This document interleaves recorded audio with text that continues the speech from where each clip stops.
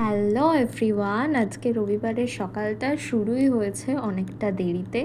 তারপরই গরম চা আর তারপরই মায়ের হাতে তৈরি পরোটা, এটা দিয়ে ব্রেকফাস্ট শেষ করে স্নান করে পুজোয় বসা।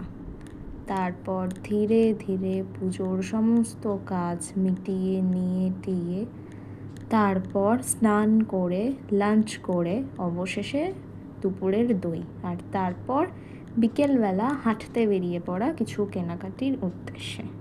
কেনাকাটির থেকে আশেপাশের দোকানগুলো দেখতেই বেশি ভালো লেগেছে। আর তারপর অবশেষে বরের জন্য টি শার্ট কিনতে যাওয়া টার্টেলের শোরুমে, যারা লেডিস কোনো কাউন্টার রাখেনি।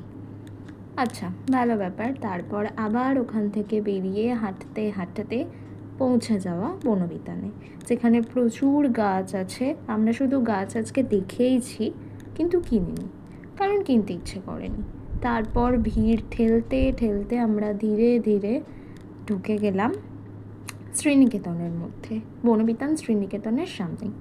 শ্রীনিকেতনে বিশাল ভিড়, চৈত্র সেল চলছে। সেই সব ভিড় ঠেলতে ঠেলতে উপরের লেডিস কাউন্টারে যখন গিয়ে পৌঁছলাম, লেডিস যে সমস্ত টি শার্টগুলো ছিল দেখে বড়ই আশাহত হলাম।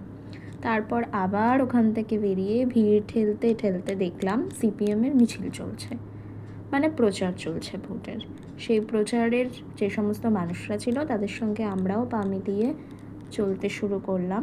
চলতে চলতে এটা এক্সপ্রেস বাজার, ওখানকার টপের কালেকশন, টি শার্টের কালেকশন অত্যন্ত সুন্দর।